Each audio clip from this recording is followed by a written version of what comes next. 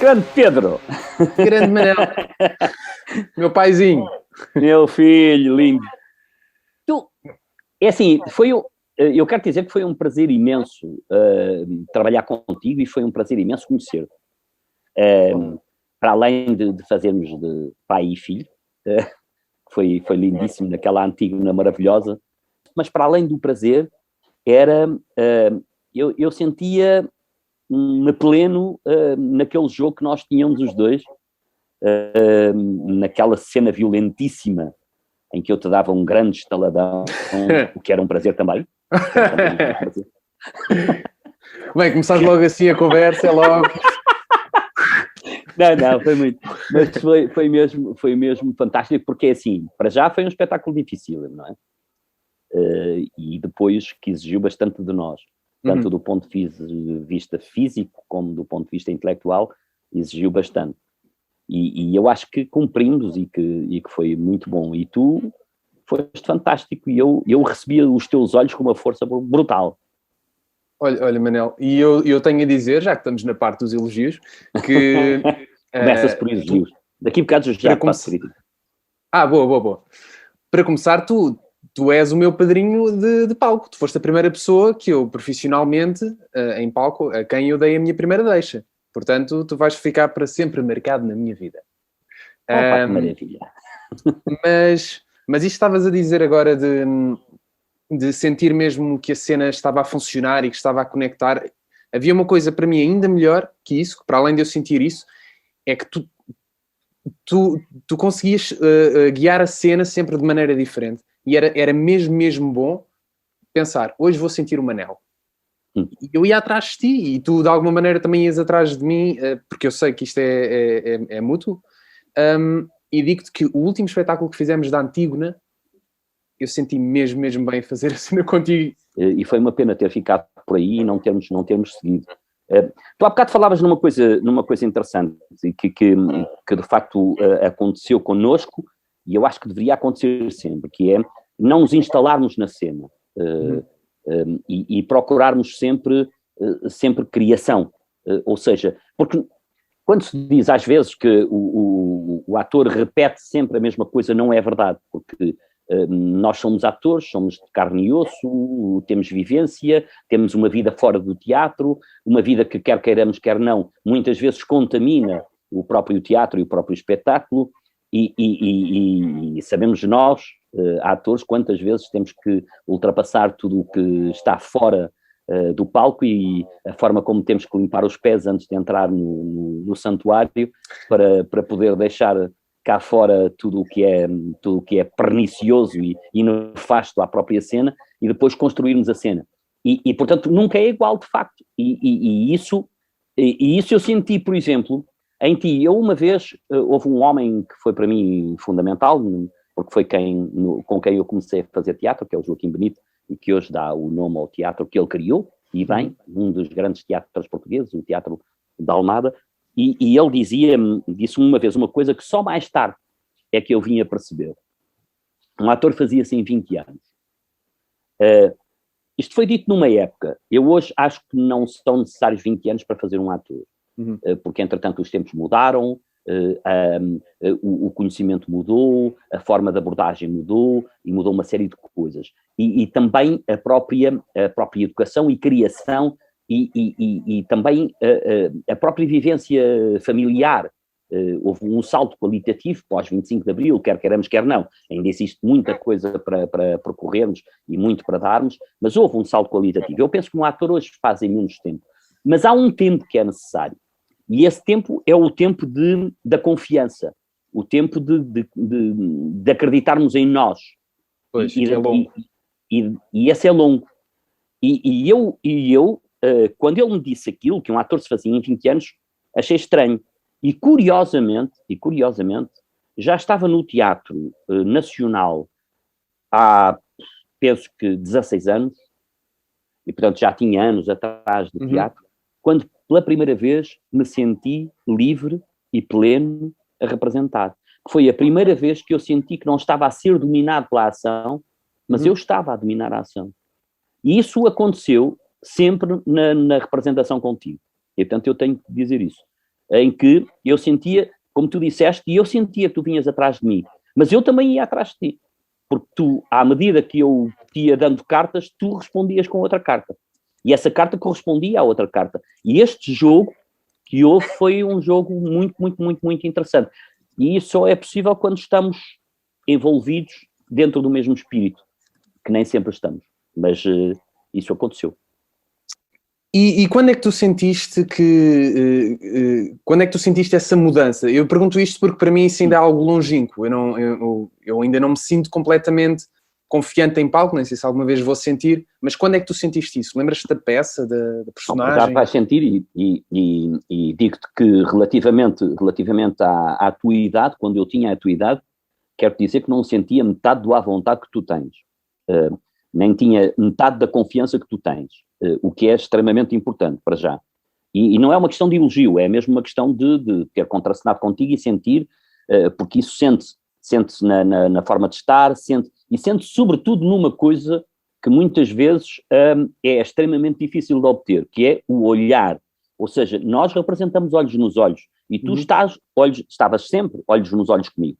E, portanto, eu levei anos a conseguir muitas vezes isso.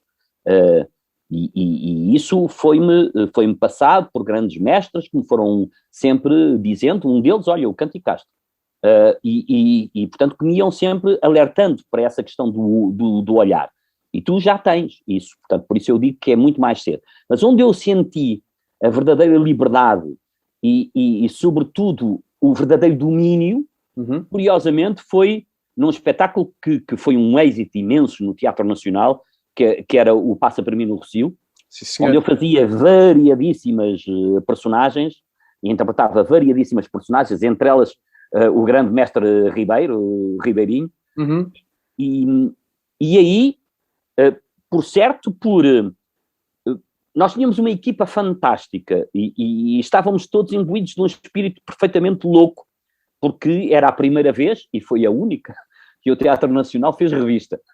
E então era um espírito único, era uma coisa, era a grande catarse de loucura. Pois.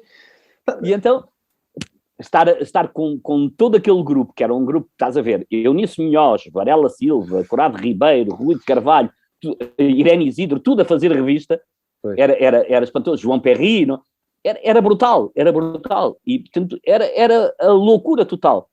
E aí, eu não sei se fui contaminado por essa loucura, que de repente eu senti uma disponibilidade, e eu já tinha feito revista, atenção, tinha feito revista com o Zé Viana e com a Dora Leal e tudo mais, nos anos 70, portanto, para mim não era novidade fazer revista, e saí da revista, eu estava contratado na altura pelo Vasco Morgado para fazer a Aldeia da Roupa Suja, e saio da revista para ir para o Nacional, quando o Costa Ferreira me convida para ir para o Nacional, portanto, a revista para mim não era novidade, mas aquele momento, no Passa por mim no Rossio, foi o momento onde eu senti que começava a dominar de facto a situação, e onde eu jogava com os tempos precisos da revista, que são tempos de comédia, e começava a administrar esses tempos e a deixá-los respirar, de maneira a deixar o público também respirar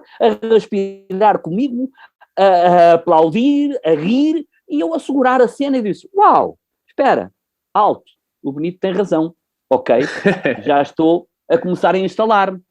E a partir daí é que eu senti esse domínio, de facto, que é um domínio maravilhoso, que é quando, e este é independente dos nervos que nós temos, não é? Pois, claro, sim. É independente, sim, porque nervos temos sempre, não é? E é bom, é bom sentir nervos. E é bom porque essa é a responsabilidade, é a nossa responsabilidade para com o público. E a nossa responsabilidade é sempre para com o público. Mais do que para connosco, não é? Porque nós servimos aquele público, o público vai ali e quer ver o espetáculo, não é? Pois. E quer ver em boas condições. E foi lindíssimo. E corrige-me se eu estou errado, Manel. Eu acho que tu já me contaste isto uma vez. Tu no Passa por mim o Rossio, tu não eras apenas ator. Não, era diretor de cena também, e direção de turnê, sim. Que era uma coisa que havia antigamente, que agora os atores já não, acho eu, atores em teatro profissional já não fazem. Não, antigamente o diretor de cena era um ator. E fazia outra coisa, que é assim, o diretor de cena tinha a responsabilidade de assegurar o espetáculo pós-estreia, ou seja, o encenador largava o espetáculo e o espetáculo ficava na mão da direção de cena para tudo, para remontagens, para substituições, e eu fiz substituições, não passa para mim no Rossio, para substituições, para tudo o que era, o espetáculo ficava na mão do diretor de cena. Daí que ele fosse normalmente um encenador, ator, ou um ator, encenador, ou um encenador ou só ator. Mas que tivesse essa dinâmica de poder responder, e não passa por mim, no Rossio aconteceu muitas vezes, inclusive até uma desgraça de um ator que foi morto, e portanto eu tive que o substituir logo nesse momento, portanto tudo isso fazia parte da direção de cena. Durante a carreira inteira, durante o ano e meio. E que foram 2 anos, e 2 anos a esgotar de tal maneira que no Porto nós tivemos meses a esgotar, e a determinada altura acabámos a esgotar e partiram as bilheteiras, tive que mandar chamar a polícia. O quê? Sim. Tão bom. Literalmente partiram as bilheteiras. Eu tive que mandar chamar a polícia porque foi a loucura total, era a loucura total, porque não queriam que nos viéssemos embora. É tão estranho pensar em carreiras longas hoje em dia. 2 anos, foi. 2 anos. Foi uma coisa louca, foi algo de louco. Muito, muito louco. E esses são momentos bonitos que vais passar também, de certeza. Manel, olha, hoje passei o dia inteiro a pensar, eu não me estou a conseguir lembrar, o que é que tu me dizias antes de entrarmos em palco que houve um ator que te disse uma vez, em relação ao aquecimento, acho Não me disse. Eu aprendi, foi o Varela Silva que me disse. E que me disse que tinha sido, porque era o grande mestre Alves da Cunha, que lhe dizia, e que dizia que para representares bem são necessárias 3 condições. Estudar inteligentemente um texto, falar alto e não deixar cair os finais. Eu digo isto muitas vezes aos meus alunos, porque de facto nestes 3 itens está tudo. E estão todas as técnicas que tu possas imaginar. Desde o Stanislavski, passando pelo Grotowski, a Spolini, ao Barba, passando por todos. Faças tu o que fizeres, tenhas tu as teorias que tiveres. É necessário, de facto, um estudo inteligente do texto que tu estás a fazer, e esse estudo inteligente passa por teres a noção de tudo o que está dentro do próprio espetáculo e do próprio texto, desde o texto à encenação, à marcação, a tudo. Depois desse estudo inteligente, é falar alto, de facto, porque nós temos que ser ouvidos pela velhinha surda que está na última fila, não é? E não deixar cair os finais, que é uma tendência que se tem, que é comermos as palavras. Ou seja, não as pronunciamos de facto, e dizemos de facto. E comemos os finais. E vais comendo os finais. E há uma coisa que o Ribeirinho me dizia, e com muita razão. Um espectador pode não perceber nada de teatro, mas há alguma coisa que ele sabe. É se gosta ou se não gosta.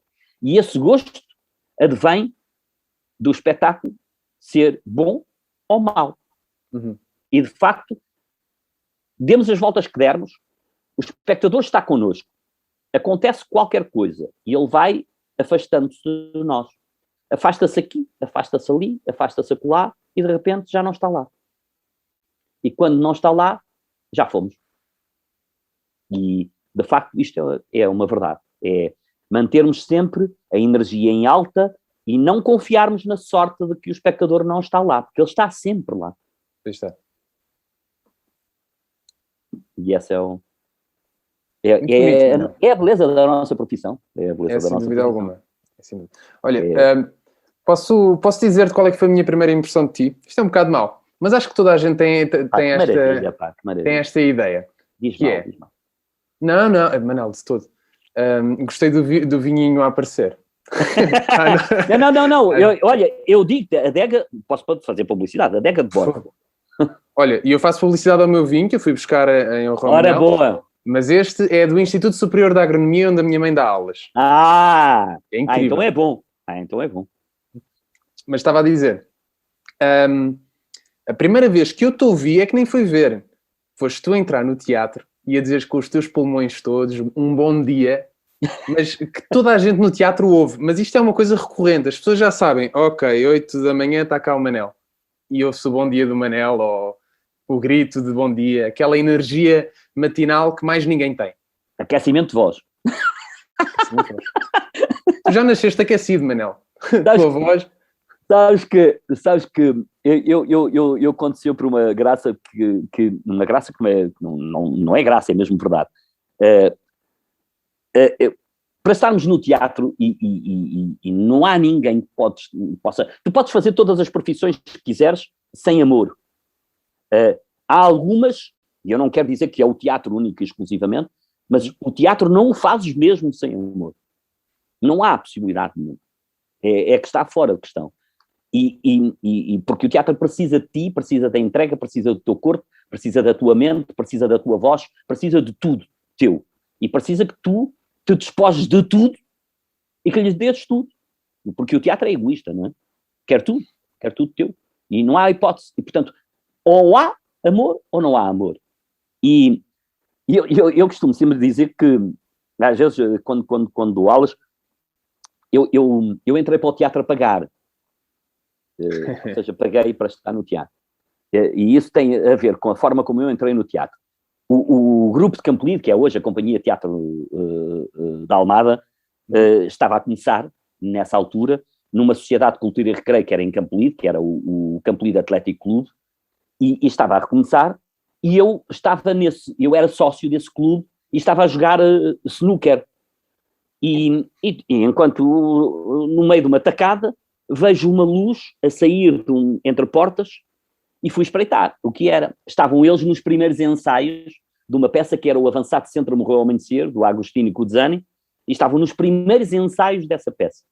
E eu espreito, e nisto, eis não quando, um dos atores que está em cena, que era o que fazia o Avançado Centro, diz, tem uma coroa, por favor, e uma coroa eram 5 tostões, que era o dinheiro que era suficiente para fazer uma chamada telefónica nas cabines telefónicas de então. Ok.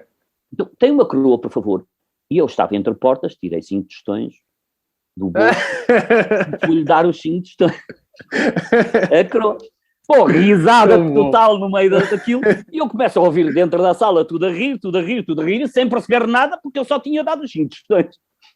E nisso, ouço uma voz, miúdo, queres entrar para o teatro? Era o Joaquim Benito. A sério? Então calma, o teu início foi a dar 5 tostões. Exatamente, paguei para entrar no teatro. Ele disse, ele disse, quero. Então queres entrar na peça? Quero. Pronto, larguei o snooker e fui para o ensaio. Paralelamente a outra coisa que era o direito, que eu também ambicionava. Que eu tirei direito. Eram as duas coisas que eu ambicionava. O direito tirei muito mais tarde. Primeiro resolvi o teatro, porque a obrigação era ir primeiro a direito, mas eu enganei-me e depois fui diretamente ao conservatório. Enganei-me. Isso é muito bom. Isso é ótimo. Mas, Manel, nós fomos mais tarde é que eu fiz direito. Nós fizemos um bocado ao contrário. Eu primeiro fui para a engenharia e depois descobri a luz. Felizmente. Mas de qualquer das maneiras, eu digo sempre, nós devemos ter sempre uma segunda via. E devemos estar sempre escudados, porque, como tu sabes, esta nossa profissão tem algumas zonas ingratas, não é? Tem, e nós temos que estar, se a amamos, também temos que a admitir na forma. Não admitir nesta forma intermitente, que ainda temos que resolver problemas de um ponto de vista funcional e se quiseres, sindical ou o que quer que lhe chamemos, desta intermitência que precisa de ser resolvida e precisa ter legislação para que nós possamos estar defendidos à semelhança de outros atores em toda a parte do mundo, não é? E, portanto, isso também temos, e compete-vos a vocês, nova geração, de o fazer. E eu já lutei a minha parte, de qualquer das maneiras estou ao vosso lado para qualquer luta, mas é preciso lutar para a vossa defesa e para a defesa do próprio teatro e das próprias artes, porque, como sabemos, Umas vezes estamos a trabalhar e outras vezes não estamos. E não podemos viver no momento em que não estamos. E temos que viver no momento em que não estamos. Sem dúvida alguma, Manel. Eu sei que nós jovens estamos à procura de maneiras de poder intervir, e sei que as coisas podem estar no caminho, mas lá está, são tudo políticas que é preciso saber fazer e saber praticar para poder mudar alguma coisa. E eu espero algum dia conseguir fazer alguma coisa em relação a isso. Ainda me sinto impotente e não gosto disso, mas quero um dia conseguir ser ativo por aí, porque eu também, eu sou novinho, mas eu já comecei há algum tempo também. Aliás, Manel, muito cedo, não é? Tu começaste muito cedo. Por acaso acho que foste tu que programaste a primeira vez que eu fui a palco. Ou seja, eu estava no grupo de teatro infantil Animarte e foste tu que estavas na Mala Aposta. Mala Aposta? Sim, estava a dirigir a Mala Aposta, sim, como diretor. Tão bom. Manel, tu estás na nossa vida. Por acaso eu estava a pensar, e deixa-me ter aqui um bocado o meu lado engenheiro. Tu estás há quanto tempo no teatro? Eu comecei com 16 anos, não escondo a minha idade, tenho 66, eu faço em outubro 50 anos. Sim, em outubro. Ou seja, o teatro abriu, fui eu ver, em 1846. Se nós fizermos contas, tu pertences a 25, mais ou menos, 25% da história do teatro. E acho que isso é uma coisa gigantesca. Eu no Nacional estou desde a reabertura, não é? Pois, exatamente. Desde 78. No Nacional estou há 43, penso. Tu estás lá há mais tempo que algumas paredes. No dia 1 de março faço 43 anos de Teatro Nacional, exatamente. Exatamente.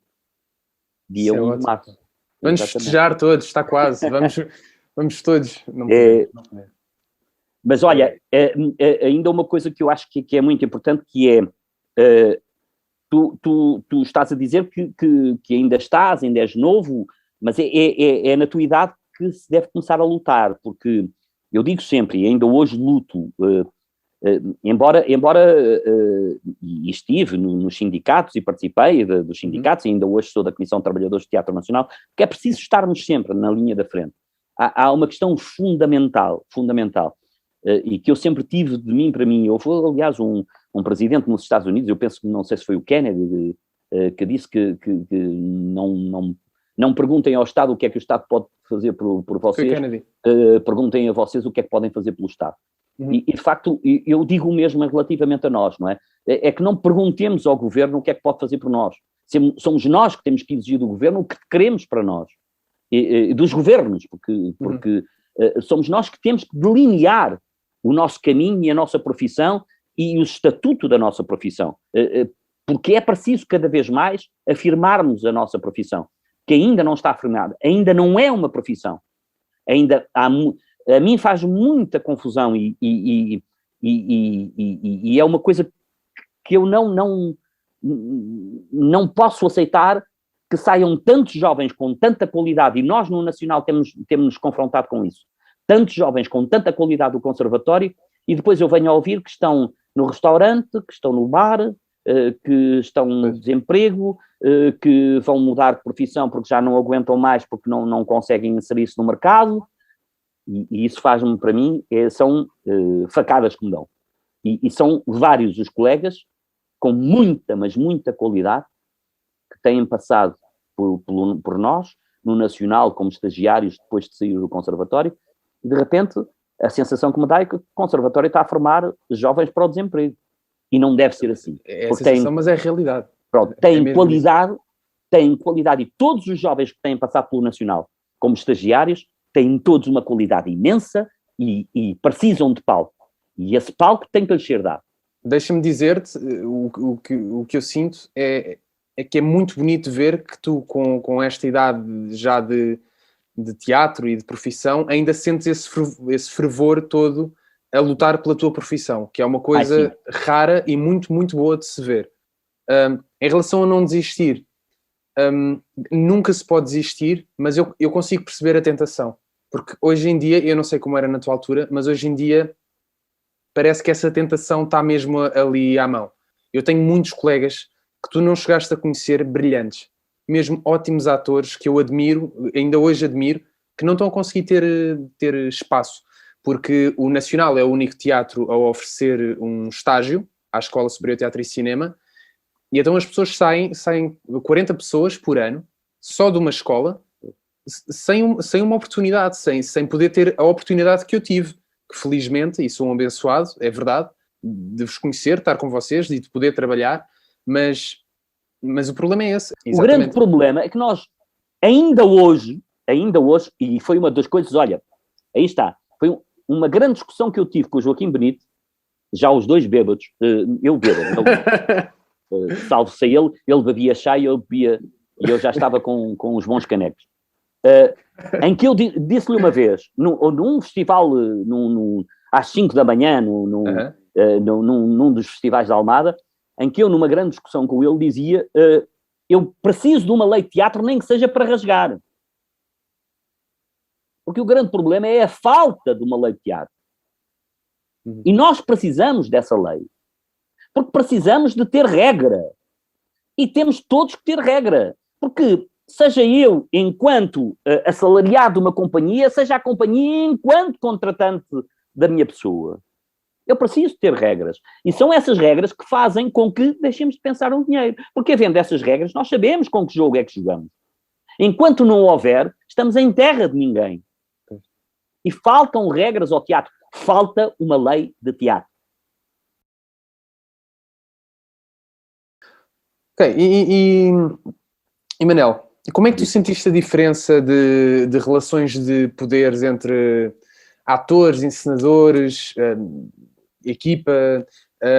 Porque eu sei que vocês já me contaram que é completamente diferente do que eu consigo ver agora e viver agora, certo? Sim, sim, as coisas foram se alterando e foram... É assim, no Teatro Nacional, do ponto de vista do encenador, nós trabalhávamos com... E aí havia mais uma vantagem do Teatro Nacional, ou seja, não estávamos confinados a um só encenador, o que acontecia muito nos grupos chamados, e eu sublinho, chamados independentes, em que estavam confinados a um encenador e a um projeto e a um método. No Nacional nós trabalhávamos e trabalhamos e continuamos a trabalhar com imensos encenadores, com várias propostas, formas variadíssimas de abordar o teatro. E isso também dá um crescimento e é uma mais-valia, não é? Porque não estamos circunscritos a um único método. E nesse aspecto, eu penso que tem sido extremamente fácil e ao mesmo tempo aliciante abordar as várias formas teóricas, inclusive, e práticas de chegar aos objetivos que é o espetáculo, não é? Eu lembro-me sempre, recordo um homem fantástico que foi para mim um dos saltos do ponto de vista de ator, porque a nossa profissão vai sendo de saltos, não é? Nós vamos sempre, se não quisermos utilizar o termo salto, é degrau, não é? Nós vamos subindo paulatinamente de degraus.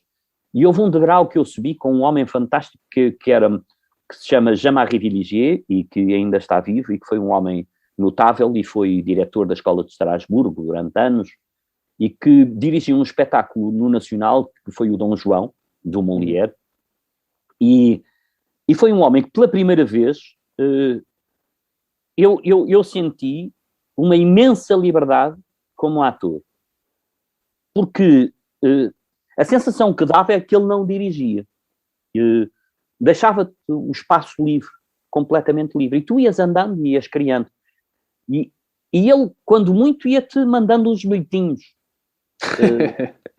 no final dos ensaios ia-te mandando uns bilhetinhos, e houve um dia que eu fazia o Pierrot na peça, e houve um dia que eu tinha uma cena em que dizia uma frase que era: eu se não falo arrebento. E juntamente com essa fala eu provocava um gesto que é se não falo arrebento.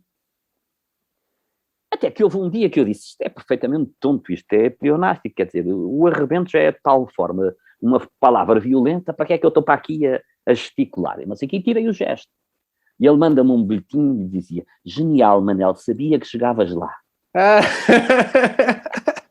É muito agir pensar nos caminhos que eles nos fazem fazer. Exatamente, era notável, muito... percebes? Mas e esse foi um salto, também um salto que eu dei, porque era esse lado, esse jogo, esse acreditar, que era interessantíssimo. Que há um homem que também faz isso, e que felizmente está entre nós também, que é o Carlos Avilés, que também tem uma forma, não escreve bilhetes, mas fala depois connosco por meias palavras, sem nos estar a pressionar demasiado, porque muitas vezes a pressão que se exerce sobre um ator também não é positiva. Tu tens que lhe dar o espaço, e paralelamente ao espaço que tu lhe dás, tens que lhe dar a confiança, e tens que lhe dar o acreditar, não é? Porque senão estás-lhe a colocar barreiras que podem coartar a capacidade criativa. Isto não é tão linear quanto isso, porque isto depende de ator para ator e depende de pessoa para pessoa, e da forma de cada um estar, porque há pessoas que precisam e que gostam de ser pressionadas, e é perante a pressão que atingem determinados patamares. Tudo depende. Por isso é que eu acho que muitas vezes o encenador também tem que ser um bom psicólogo e tem sobretudo que estudar a massa humana com que está a trabalhar para poder gerir e moldar, não é? E isso aí, a esse nível, pronto, eu não senti diferenças de encenador para encenador, e ainda bem que as senti, e todas elas foram criativas. Hoje a abordagem é diferente, porque eu passei vários patamares, não é? Passei desde o patamar em que o encenador trazia a encenação toda feita e dizia-te vai à esquerda, vai à direita, sobes à mesa, sentas-te agora na cadeira, o que, para mim, já na altura já era muita confusão, porque eu muitas vezes dizia, mas e eu sento-me porquê? Pois. E uma vez só obtive uma resposta. Esse é o problema do ator, ter que saber porque é que se vai sentar. E eu não vou falar em nomes, porque aqui foi mais... mas, de facto, eu acho que aquela não era a resposta. Porque, de facto, o ator tem que procurar a razão e tem que procurar a organicidade do movimento. Mas, muitas vezes, há movimentos que são feitos por meras razões estéticas de enquadramento cênico e que depois dobram ou triplicam o trabalho do ator para criar a organicidade. Faz-me sempre lembrar, na altura em que, nos primeiros tempos em que eu fiz televisão, em que vinha o técnico de som e dizia assim, olha, tu estás aqui na mesa, estás a ver, o microfone está mesmo aqui por debaixo da mesa, estás a ver? Portanto, não te chegues muito à mesa, porque senão isto pode criar aqui algum frisson e depois faz aqui uns barulhos estranhos, está bem? E tal. Depois vinha o iluminador e disse, olha, tu tem cuidado, porque assim, tu estás a ver o projetor, está a ficar aqui, e, portanto tem cuidado, portanto a cara tem que estar a ficar aqui mais ao lado, porque senão ficas na sombra e ok, então espera aí, então portanto tenho que ficar um bocadinho afastado da mesa por causa do microfone, a luz é aquela, ok, tudo bem, fixe, tal. Depois vinha o cenógrafo e dizia assim, olha, cuidado que tu não podes tocar neste copo, porque senão este copo, é meramente decorativo, percebes? Não, ok, então também não posso tocar no copo, então espera lá, portanto, microfone aqui, a luz ali, copo ali, e depois vinha o realizador, atenção, muita naturalidade, hein? É complicado, e na televisão também é preciso ter uma...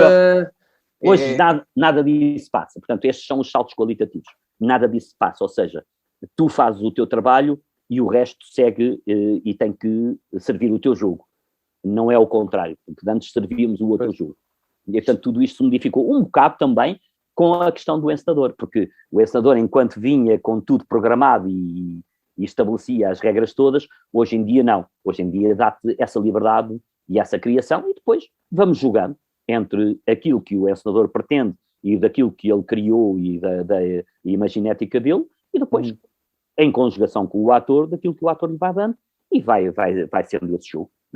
E acho isso muito mais interessante, e nesse aspecto estamos a anos-luz dos meus primórdios. Olha, e bem. Uma coisa que eu senti no primeiro projeto que fiz contigo, no Teatro Nacional, na Antígona, foi... Eu vinha da escola e vinha de uma escola que não nos diziam o que fazer, mas era um caminho. Pronto, sabíamos que havia aquele caminho e que era aquilo. E houve um dia específico em que a Mónica Garnel, a encenação da nossa cena estava mais ou menos, não sei se tu te lembras, eu começava a fazer qualquer coisa de boxe primeiro. Uhum. E houve um dia específico que ela disse. E lembro-me, desculpa interromper, porque lembro-me que um dia te ia matando. Ah, pois era. Então espera, já chego lá. Isso foi um dia muito decisivo. Mas... Mas eu lembro-me que houve um dia que a Mónica chegou, havia a encenação do boxe e que a Mónica disse, ok, não é nada disto. Vamos mudar completamente. Há uma mesa e vamos trabalhar a partir daqui. E eu lembro-me que isto já foi um bocadinho mais à frente e para mim isso foi... Eu sentia que alguma coisa não estava a funcionar, mas saber que o encenador estava comigo e que percebeu que também se podia mudar alguma coisa e deu-me outro dispositivo, fez com que eu, que venho de engenharia e gostava das coisas todas assim, me abrisse um bocado e dissesse, ok, há outras possibilidades. E depois, houve um dia que tu também falaste, o tal dia em que eu caí da mesa. Que susto que eu apanhei. Pois, mas a culpa não foi tua, Manel, não foi tua de todo. Diga aqui à frente de toda a gente, a culpa não foi tua. Fui eu que, miúdo, vindo da escola, estava cheio de paixão e de fogo que não percebi que estava ali água e caí da mesa e aleijei-me, mas continuámos a cena. Sim, continuámos a cena, mas eu virei e tu caíste perfeitamente estatelado e desamparado no chão, que eu fiquei com um susto, apanhei um susto imenso, porque tu ficaste ainda um tempo no chão. Foi assim uma coisa estranhíssima, não? Foi assim um susto, toda a gente ficou assustada, porque foi a loucura total, e depois a cena ficou trabalhada, lá está, caída para o chão, pois é. Caída para o chão e ficou eu virar a mesa e tu viraste com a mesa, mas pronto, já tecnicamente trabalhada e era uma cena violentíssima, porque a nossa cena era mesmo muito violenta, não é? Mas isso foi uma grande lição para mim, porque, e acho que falámos disso nessa altura, que é bom deixar-nos ir até um certo sítio, principalmente eu, mas sempre controlado, ter sempre noção do controle. E eu ali sei que, pronto, em ensaio, deixei-me descontrolar um bocadinho e aconteceu o que aconteceu, que não foi nada de super grave, mas foi uma grande lição. E tu foste incrível em relação a isso. Que é importante, é importante, e é importante nós percebermos que essa entrega é criadora, e é essa entrega que cria, não é? Agora, devemos ter sempre o cuidado, porque estamos a trabalhar no fio da navalha e qualquer situação mais agressiva pode degenerar em problema, não é? E portanto, aí é preciso esse mesmo controle, não podemos descontrolar, devemos estar lá, e portanto, é isso. A importância é estarmos de corpo e alma, mas sempre numa situação de não pormos em perigo o outro, não é? No fundo tem a ver com isso. Mas correu tudo bem e tirámos alguma coisa desse evento. Tirámos partido disso. Aquilo continuou. Disso. Eu lembro-me que tu perguntaste-me assim, estás bem? Assim, muito calmo, estás bem? Porque eu disse... E eu, na minha adrenalina, disse, não, mas bora. E continuámos. E depois eu fiquei bem, não foi nada de outro mundo. Porque é assim, eu sempre fui um aventureiro. E aliás, tenho uma cena, uma vez, num espetáculo, aliás, tenho 2 cenas nesse espetáculo que me marcaram. 2. Foi nas Guerras da Alecrim Gerona, numa direção do Carlos Avilés, no Teatro Nacional. Uma foi, estávamos prestes a estrear e eu saltava de um estrado para aí com 1,70 m ou o que era, e saltava para o palco, desse estrado para o palco. E um dia saltei e fiquei completamente paralisado da cintura para baixo. E fiquei ali um tempo e digo assim, pronto, fim de tudo e não há mais nada, não? Porque não sentia, da cintura para baixo, não sentia rigorosamente nada. De um momento para o outro? De um momento para o outro. E passado um bocado, bom, toda a gente assustada, e passado um bocado eu começo a sentir um formigueiro no pé, eu digo, espera, a coisa vai funcionar, e eu formiguei, e começo a sentir as pernas, e a coisa retomou. Não é? Deve ter sido o embate, Entretanto, falei com um amigo meu, o médico, que é meu amigo de infância e que fez parte, também fez teatro comigo no grupo de Campo Limpo. Ok. E telefonei-lhe imediatamente e ele muito laconicamente diz-me assim, quando é que estreias? Eu disse, daqui a uma semana. Então depois de estrear a gente vê isso. Porque depois tinha a ver também com o sistema nervoso. Pois. Foi diagnosticado como tal. Essa foi uma. E a outra foi a morte da minha mãe, coincidiu com esse espetáculo. E eu, a direção na altura perguntou-me se eu queria parar, e o espetáculo estava a esgotar, e eu disse que não, que por egoísmo eu precisava de fazer espetáculo. Queria. Tinha mesmo que fazer o espetáculo. E para mim a minha mãe foi sempre a pessoa mais importante da minha vida, mas o espetáculo, eu tinha que o fazer, se calhar, para exorcizar tudo. Claro. E nesse espetáculo lembro-me que só me custava uma fala, que era a última, que era quando eu dizia, e viva todo o bicho vivo, que era assim que terminava o espetáculo. Era a única frase que me custava, porque a minha mãe estava a ser velada e eu a dizer, e viva todo o bicho vivo. Mas esse espetáculo marcou-me nesses dois pontos que ainda hoje recordo, mas era um grande espetáculo. E com o Carlos Avilés, que é uma pessoa que eu adoro, um homem que eu adoro. Como é que um ator reage a um acontecimento tão trágico? Eu felizmente nunca me aconteceu, mas também... Ou seja, eu penso, quando nós estávamos a fazer a Antígona, né, a última hora, que... Eu não sei, se me morresse a mãe, eu não sei como é que reagiria, mas eu admiro muito como é que tu consegues no dia a seguir estar em palco. Eu precisava de estar em palco nesse preciso momento. Não sei se por afirmação, se o que quer que seja. E tudo é lícito a pessoa que não é possível e que diz não, eu não posso estar ou não quero estar, como é lícito dizer não, eu quero estar. Acho que não há aqui uma forma, percebes? Percebo, claro. Eu para mim foi muito importante, estar, foi mesmo muito importante estar. Não sei, nem sei responder, mas eu sempre tive em tudo, percebes? Porque assim, eu como digo, trabalhei eu cheguei a trabalhar com 40 graus de febre, que a Lourdes Norberto não se podia chegar ao pé de mim. Não podia mesmo, afastava-se. Trabalhei com dores de dentes horrorosas que só me apetecia bater com a cabeça nas paredes e entrava, e isso é um fenómeno, e por certo não sei se já passaste por isso, que é entras em cena e tudo passa, e esqueces de tudo, e atenção, eu estava com dor, mas entrava em cena e a dor passava, ou seja, eu esquecia-me da dor, voltava para bastidor e a dor vinha, era uma coisa horrorosa. Vómitos, vomitar em bastidor e ir para a cena, tudo isso já me passou, mas já passou por mim, mas é isso, o palco tem qualquer magia que eu não te sei explicar, e essa magia. Agora, eu ainda não... Diz. Não, ia dizer que eu nunca passei por uma dor gigantesca em palco, mas o que eu sinto é que parece que não entra dor em palco. É isso que tu estás a dizer. Parece que há um filtro qualquer ali nas pernas do teatro que não te deixa, uma adrenalina, uma coisa química dentro de ti que não deixa que isso aconteça. Mesmo coisas físicas em palco, tu não sentes da mesma maneira como estando cá fora. O teatro tem coisas lindas, maravilhosas, lindas. E tem situações incríveis. Eu trabalhei com dois homens que estão religiosamente num móvel que eu tenho, que foi o móvel que serviu ao último espetáculo deles.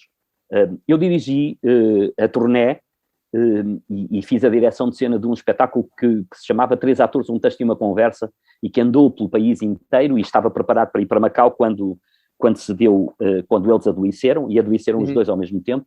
Estou a falar do Varela Silva e do Corrado Ribeiro, e o espetáculo era feito por três atores, que era o Rui de Carvalho, o Varela Silva e o Corrado Ribeiro. E que era o Corrado Ribeiro e o Varela eram dois diabos, no bom sentido, de brincadeira. Passavam a vida inteira a brincar, não havia hipótese. E nesse espetáculo, e eles brincavam e divertiam-se muito, mas o público nunca percebia. E houve um espetáculo que era a sobrinha do Marquês, que o Varela tinha que entrar em cena e dizer a carruagem está à porta.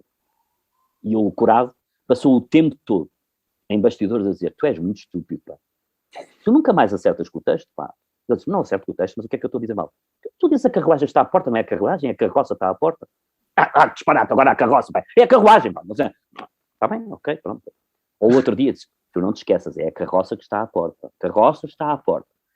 E tanto lhe disse que um dia o Varela entrou em cena e disse, a carroça... Era um terrível. Essas histórias marcam, como marca uma muito importante. E esta, olha, eu tinha a tua idade e fui comprar um andar numa altura em que se deu uma grande crise em Portugal, como já se deram algumas, aqui há uns anos desse outra, na altura, aqui há 2013, 2012. Sim. E nessa altura deu-se uma grande crise e eu tinha dado já o sinal para um andar e de repente dá-se uma crise, juros a aumentar, os valores do andar aumentam e eu não tinha dinheiro para complementar essa crise. E faltavam-me na altura 60 contos. Bom, eu estava louco e cheguei ao teatro perfeitamente doido e desgraçado. E nisto o Varela, que era uma pessoa super perspicaz, diz, miúdo, o que é que se passa consigo? E eu contei-lhe a história. E diz-me ele assim, bom, eu sozinho não posso resolver esse problema, mas nós vamos resolver esse problema. E chama ao Corado, e cada um deles emprestou-me 30 contos, faltavam-me 60 contos. E resolveram-me o meu problema. Sorte minha, que logo 2 dias depois estou a ser convidado para fazer uma peça de televisão e 1 mês depois estava-lhes a pagar. Pagaste de volta. Vivíamos esses momentos lindos em companhia, e por isso eu digo, as companhias são extremamente importantes, e era necessário que houvesse companhias em Portugal. Companhias com atores contratados a 1 ano, a 2 anos, a 3 anos. Por exemplo, os nacionais deveriam ter elencos. Eu já não digo que sejam elencos definitivos, mas pelo menos 2 anos, a 3 anos, que pudessem ter, porque é necessário termos garantias, alguma garantia no meio disto tudo. É necessário esse lado. Essa garantia é importantíssima para todos nós, para termos vida, porque precisamos de viver. Sem dúvida alguma. E eu espero que chegue esse dia que haja essas garantias. E espero estar cá para as ver. Vou-te dizer, às garantias, ao teatro e, sobretudo, ao teu futuro e ao meu presente. Bonito.